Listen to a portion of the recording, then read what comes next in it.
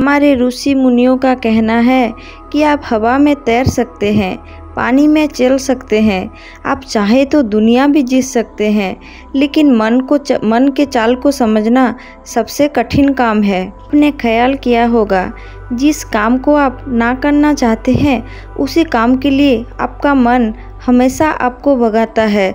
उदाहरण के तौर पर, अगर आप शराब छोड़ना चाहते हैं तो आपका मन कुछ ही समय बाद आपको वहीं लाके खड़ा कर देता है। ये चीज़ सिर्फ शराब पर छोड़ना लागू नहीं होता, ये चीज़ जीवन में भी लागू होता है। हमारे जीवन में कुछ ऐसे आदत होते हैं जिनको तो हम छोड़ना चाहते हैं, लेकिन हमारा मन हमको छोड़ना ही नहीं देता है, बार बार लाके वहाँ खड़ी कर देता है जहाँ जिस चीज़ को हम बदलना चाहते हैं।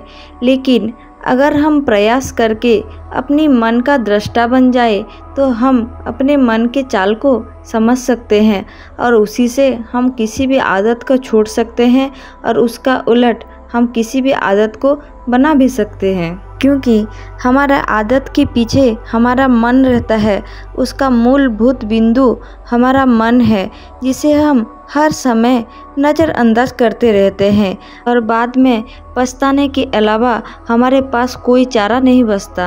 आज की जो कहानी मैं आपको सुनाने जा रही हूँ उसे वो आपके मन के चाल को आप पकड़ सकते हैं, उसे निरीक्षण कर सकते हैं।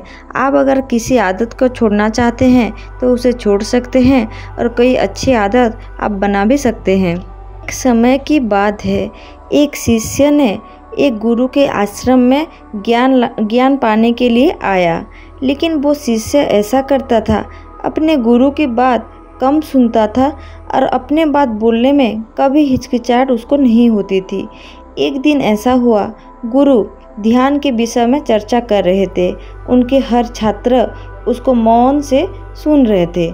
गुरु उनको समझा रहे थे, अगर आप किसी चीज़ को ध्यान करना चाहते हो तो हमेशा अपने मन के अंदर झांकिए।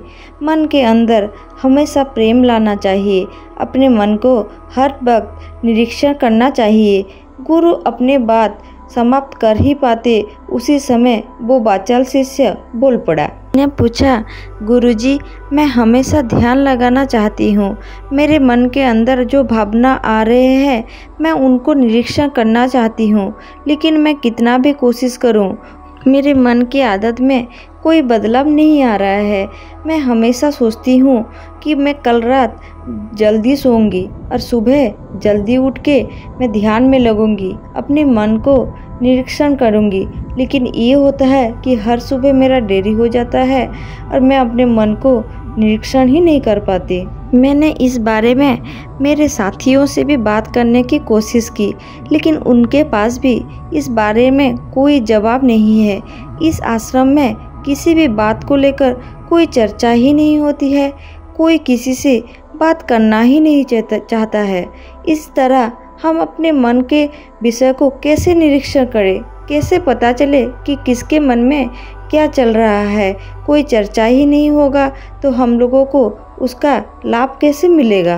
वो अपने गुरुजी से कहा, गुरुजी, कृपा करके अपने हर शिष्य को बोलिए कि हम एक दूसरे से बात करें, हमें ये तो पता चले कि ध्यान के वक्त एक दूसरे के मन में क्या चलता है।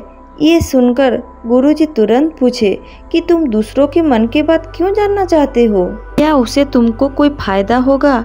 तुम अपना आत्मनिरीक्षण करने के लिए दूसरों के मन के बात क्यों जानना चाहते हो? इससे तुम्हारा क्या फायदा है? वो शिष्य को गुरुजी के बात सुनकर लगा कि हाँ, गुरुजी तो सच में ठीक कह रहे हैं, दूसरों की बात जानकर मुझे क्या फ़ायदा होगा।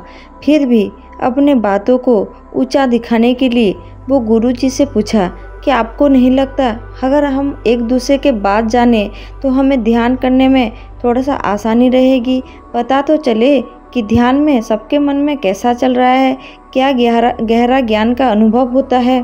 तो गुरुजी उससे उत्तर दिए, अगर तुम किसी के मन के बात जानकर अपना ध्यान लगाना चाहते हो तो ये जान लो कि तुम ये अपने मन के जाल में खुद फंस रहे हो।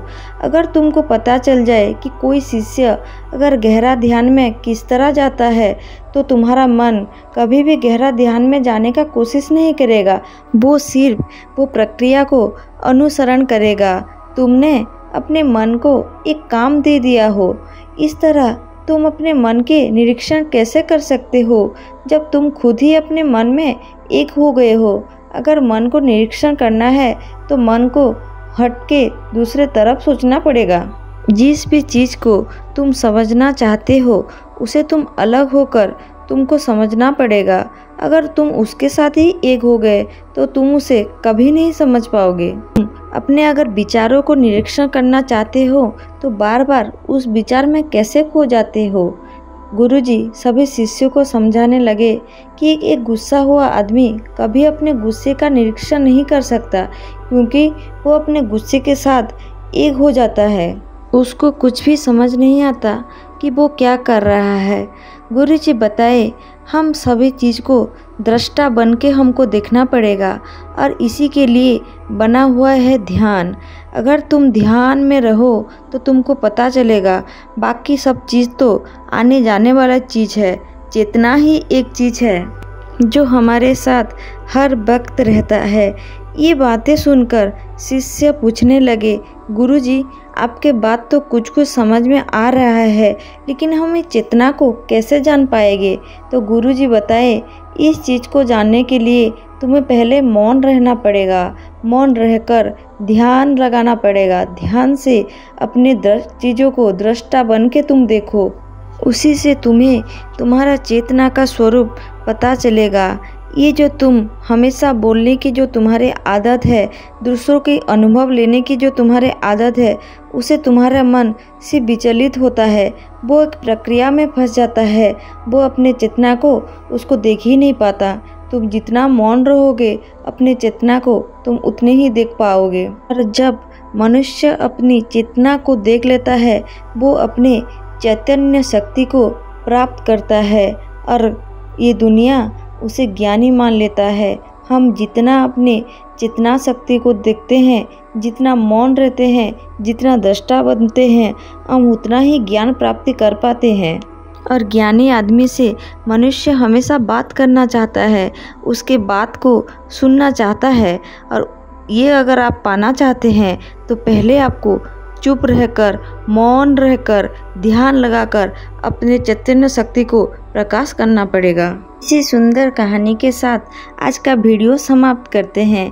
अगर आपको वीडियो पसंद आए तो लाइक कीजिए, अपने दोस्तों में शेयर कीजिए, और ऐसे नए नए कहानी सुनने के लिए हमारे चैनल को सब्सक्राइब कीजिए और कमेंट करके अपना व्यू ज़रूर बताइए।